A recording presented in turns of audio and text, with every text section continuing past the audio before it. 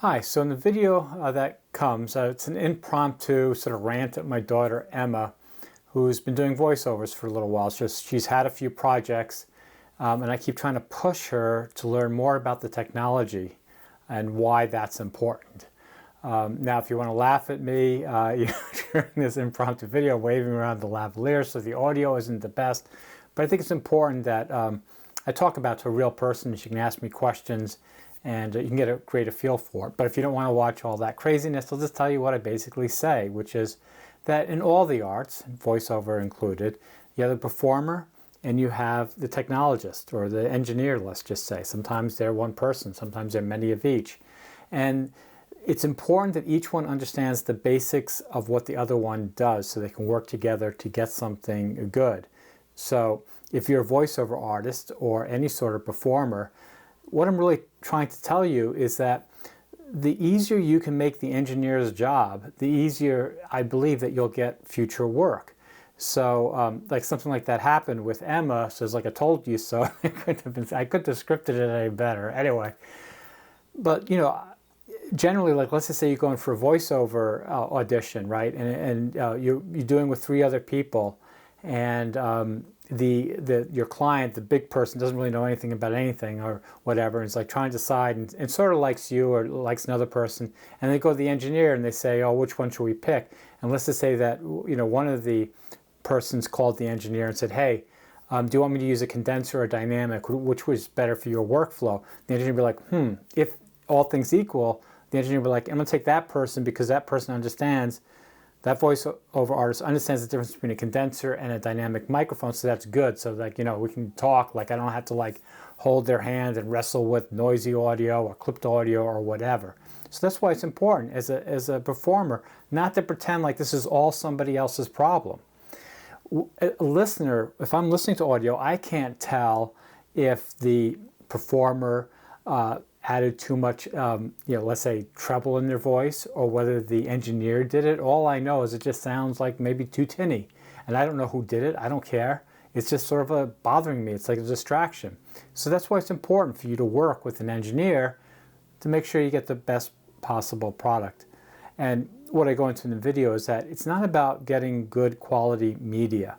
I mean, you just hope for the best. It's really about getting rid of distractions. The production of art is really about getting rid of those distractions. And then you just hope that what you have left over is gold, that it's really good. So that's what the video is about.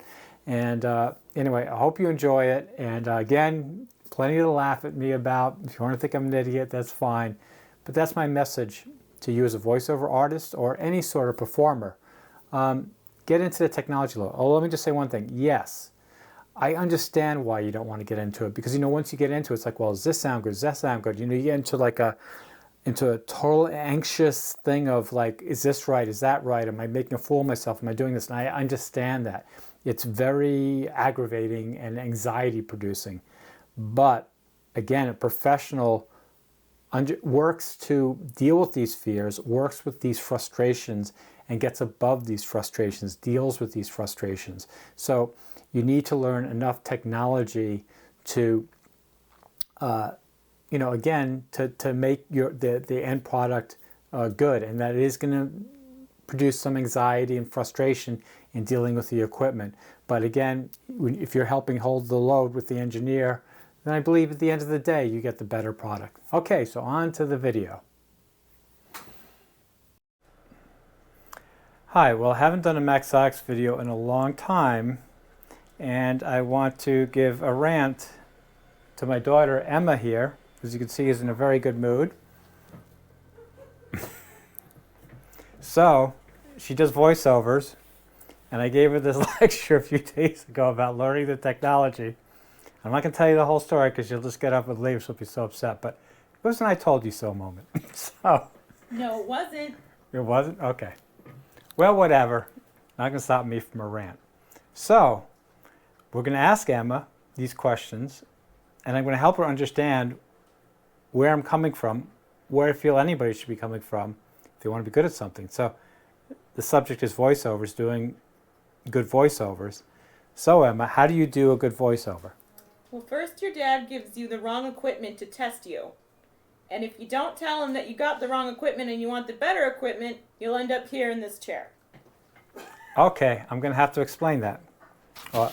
So, I should probably take my lavalier. Anyway, so what happened is, so when she first started doing this, I gave her those Behringer SM58 knockoff microphones, and I gave her a XLR to USB Shure inline audio interface device, which if you're really into this, you probably know that it's 16-bit. It's not like this Motu, which is 24-bit. Anyway, but she's not going to know the difference, right? And I've told her I have a whole bunch of equipment. If you want to use it, take it, you can take it. So my feeling is you don't give people very complex equipment like this with a bunch of dials, right? Because then they're just like, I don't understand. So anyway, you give them simple equipment, and when they need something better, they ask for it. As they learn, as they research, they might learn about something. She might see this microphone on my table and say, oh, Dad, I didn't know you had an RE20. Can I use that? And of course, I say, yes, of course, my loving daughter, you take it. So that's what she's talking about. So I gave her, and also gave her a condenser, which I never really liked it, and I don't remember the name of it. It's in the other room. It's like an X2 numbers. X2 numbers.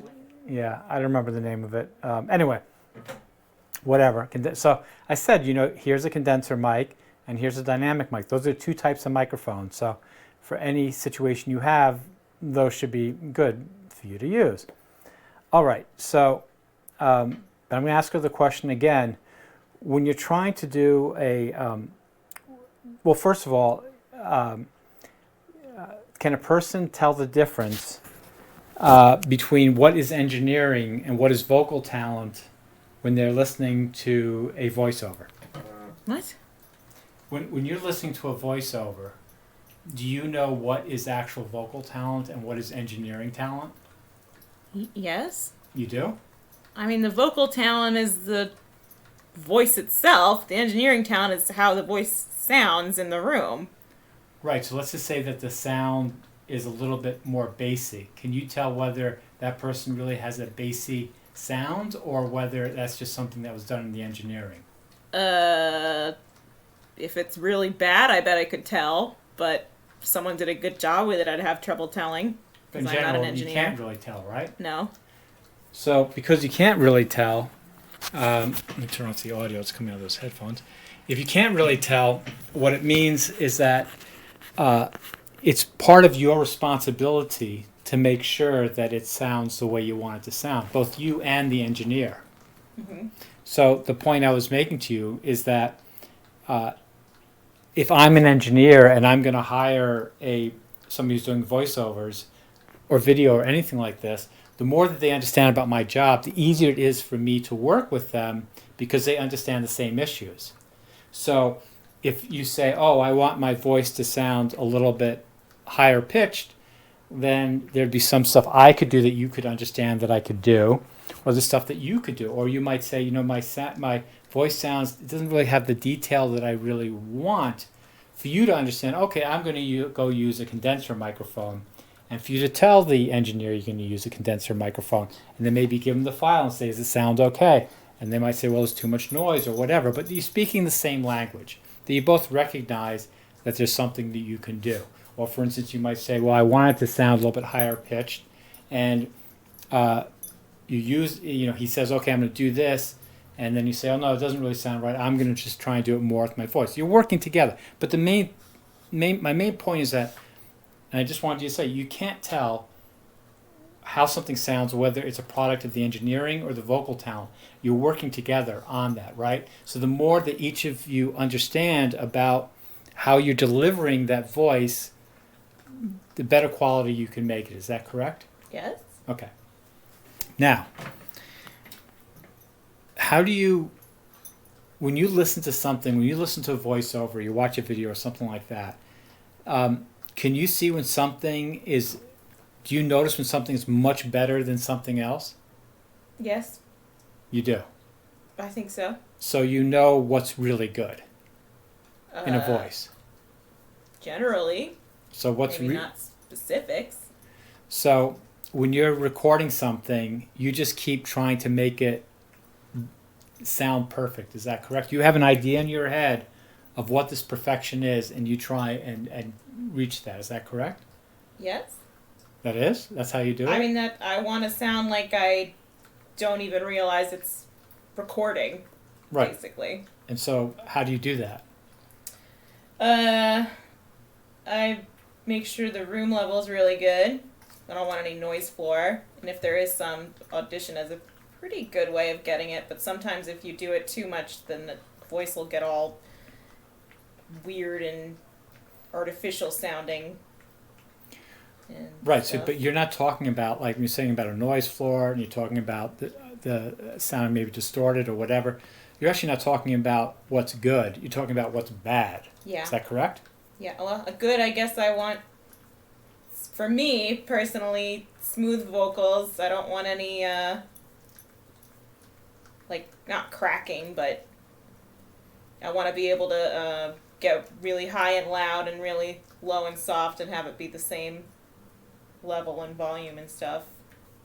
And so when you have noise in a voiceover, or you have some distortion, what would you call that? What would you call those things? For the listeners, for how the listener is experiencing it. If you're listening and you hear the distraction, exactly. And this is the biggest point I want to make in this video. Audio, video, photography. The name of the game is removing distractions. Everybody should tattoo that on their arm or whatever. I don't believe in tattoos, but whatever.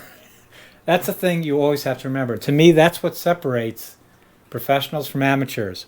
Professionals work to remove distractions, and then they hope that what's left is good.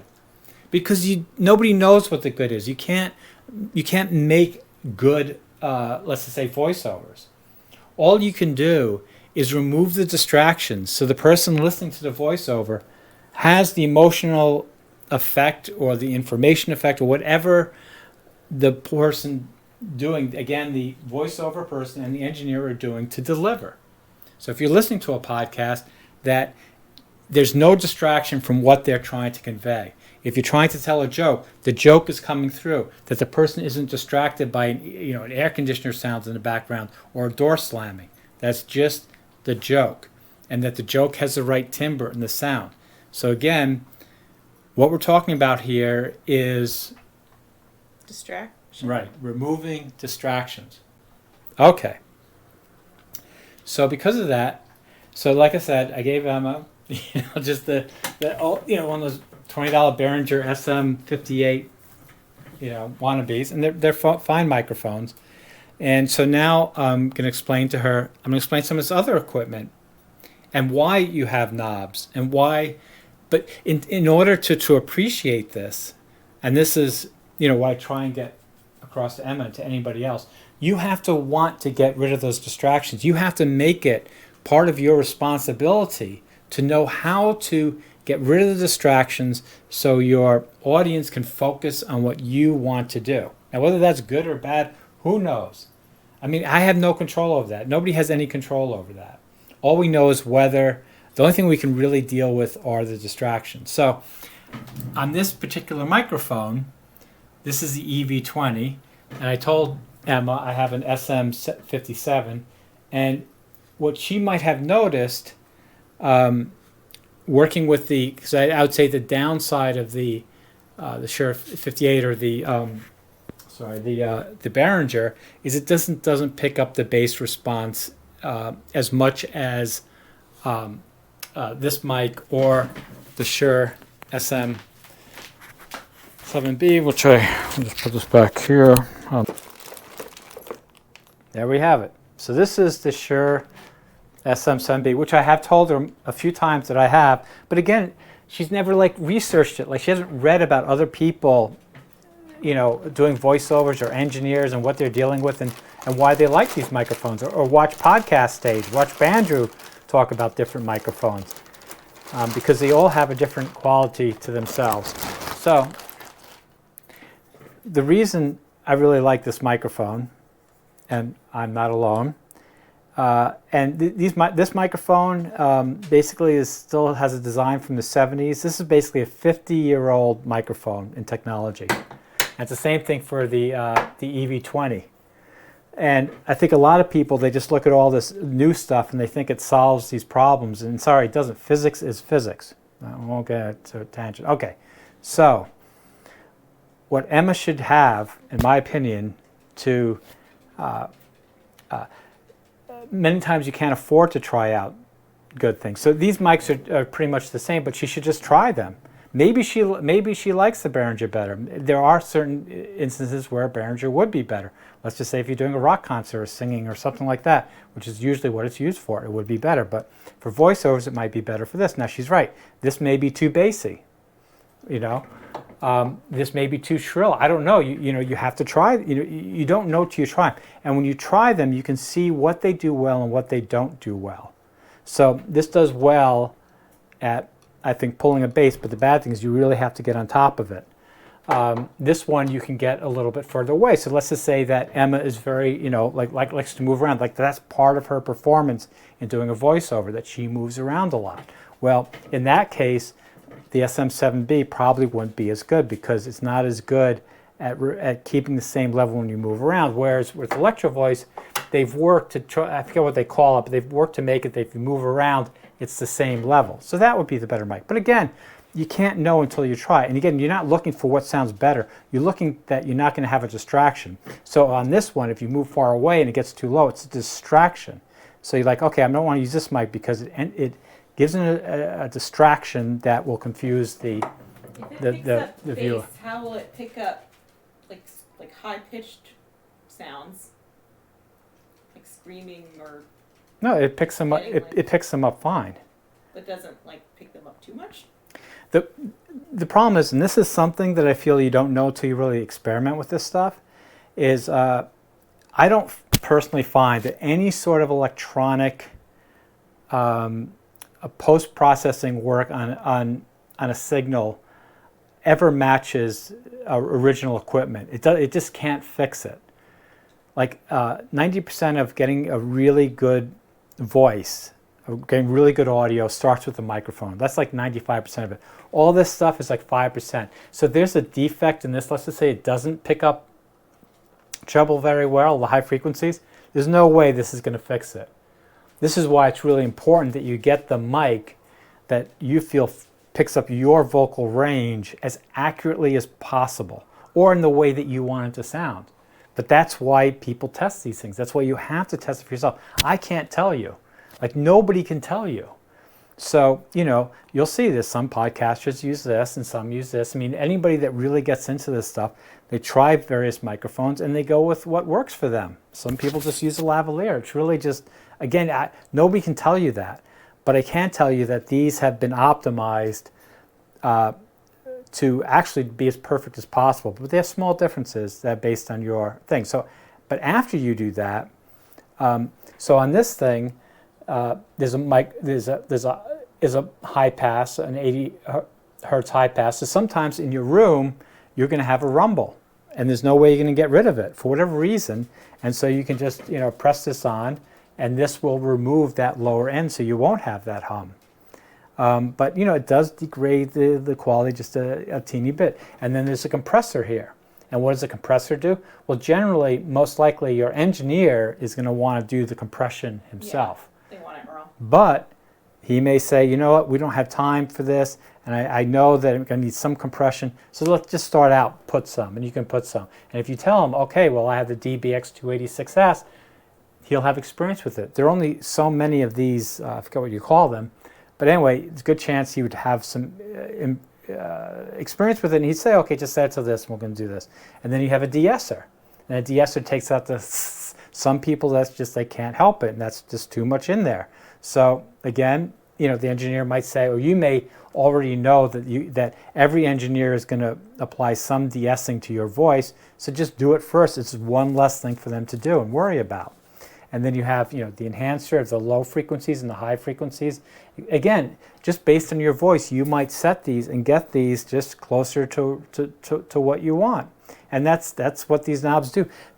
And like I said, it's not about making your voice good. It's about removing a distraction. So a voice is naturally, or audio is naturally very high and low and high, right? So the compressor basically says, okay, well, we're going to bring the higher and lower together into a mid-range, so the ear is not having to work as much. And then same thing on the esters. Like some people very sensitive don't like to hear that. The de-ester, that's all it does. It removes that slight distraction. It doesn't make the voice good. It just removes that distraction. Same thing in the enhancer. If you don't have a lot of treble in your voice, that somebody might be like, something feels wrong. Like it might not be conscious, but it's subconscious. These things are about removing subconscious distractions. So if you enhance the high end a little bit, then again, the person's listening to your joke. They're listening to your voice and what you're doing. And that's what this is about. So, I think that's, any questions? What's the black thing on top of it? Okay.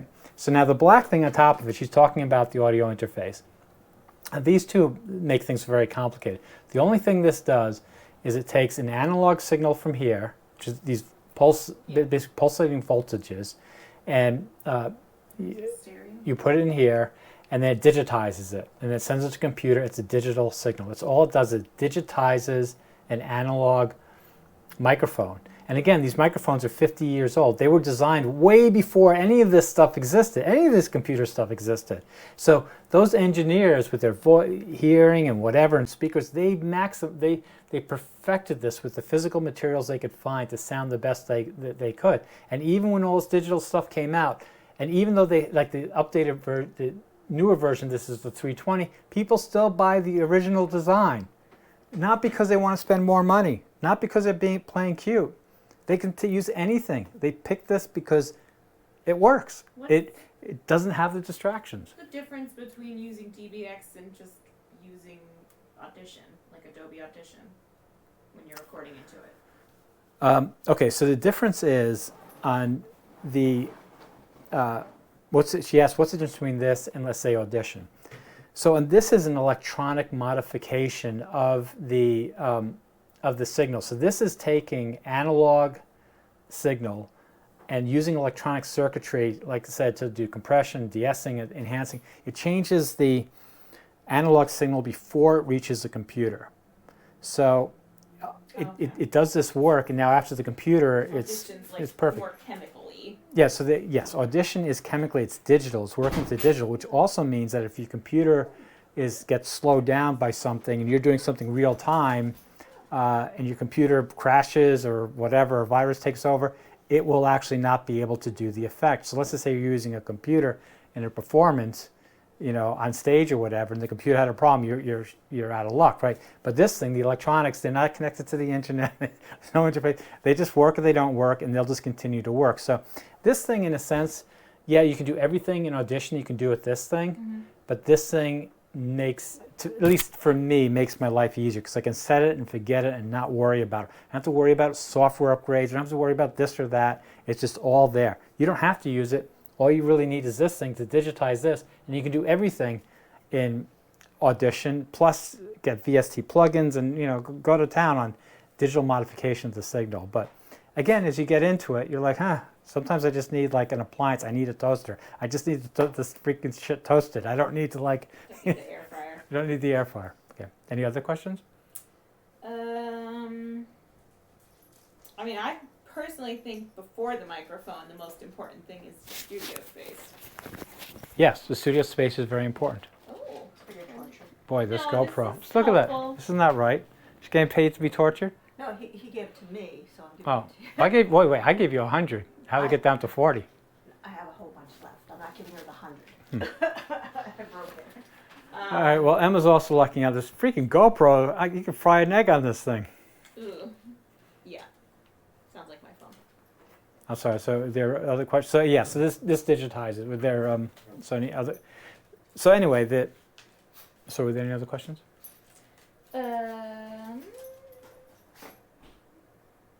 No.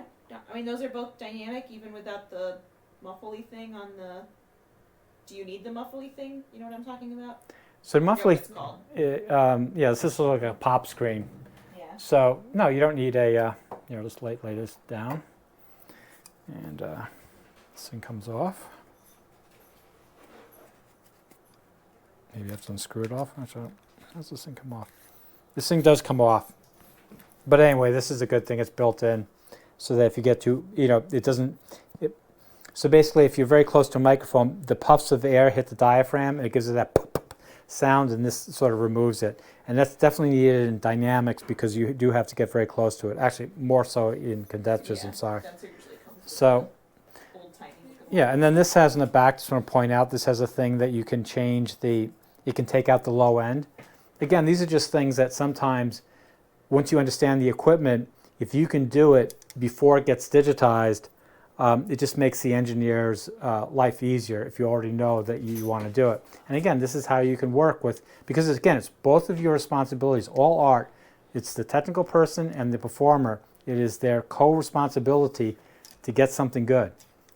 The listener doesn't know who did what or why. They only know if it's decent or not. So anyway, yeah, these are two condensed, and you just try them out and see what you which one you like better. So that's the only way to do it. And I think it's also important to try them out against other things to understand how you can't, because you will come across people that will say, oh, well, I can just take the Behringer and I can take this stuff and I can set the levels correct and it gets it to sound just like this. I've tried. You can't. Again, I'm not saying you wouldn't sound good or that the listener would do any difference. I'm just saying if you really test for yourself, you'll see how things work, and that's so important to understand the limits of things, like what they do here or there. And you want to get the best quality possible. So again, this isn't, even though these are expensive, it really isn't about the money, right? It's about, can you get the thing that you want. Okay. Anything else? And then just one last thing, I'll just tell Ellen, just to see how, I just want you, the viewer, to know how I spoil my freaking daughter. So, I didn't even finish on this project. So these are two Behringer, well, one's a Composer XL, and then one's basically another, oops, got a phone. Okay, she's saved from the bell. See you guys later. Oh, it says spam. Okay, anyway, so, and I got this case made, and this guy from in New York, really cool thing, he did a 2U case. So basically, Emma, these things are called units, and they're all standardized, the size, all audio equipment. Well, basically, this is a 1U, but they're half U's, and they go in racks. So this is a 2U, we'll fit 2 units in it. And so one of them is basically a preamp for the microphone, because again, the electronic signal that comes out of a dynamic mic especially is so low, it needs to be boosted with voltages. So this does that. And then this is basically digital, it changes like the other thing will change, add compression, has a de-esser, stuff like that. So, but this is two, so if you do a podcast, this is like perfect for a 2-person podcast, because this is one mic and a second mic. You can just do it. Like the gain? Yeah, everything. Like for the booster, I mean? Yeah. Is that like turning up the mic gain? Yeah. Okay. So you can turn up the mic gain, and then this is just another audio interface like the other. This takes analog and puts into digital. So you take this home, you put your mics into here, you can experiment with all, and you just get everything. Again, you set the dials, not to make your voice sound the best, but to make it, to take out the things that you feel are distracting people that you don't like. And then you end up with hopefully what you want. And then you put it through this into your computer, and there's nothing, I don't think, with this thing that you can't do. This is, to me, as professional as it gets. I mean, you can get a Neve, you can get all these other things, but in general, this is, if you understand how to use this properly, you should be able to get do any sort of voiceover you could possibly think about. And then the only issue then is your performance. Okay. So if they just want it raw, I don't think they really want it compressed for the project I'm working. Oh, you don't need to film me, but okay. Right. So I wouldn't really, right now for this project, have to worry about the compressor dials. Okay, that's a good question. I mean, yes, actually you do. Because the microphone, the gain on the microphone is set once you record it.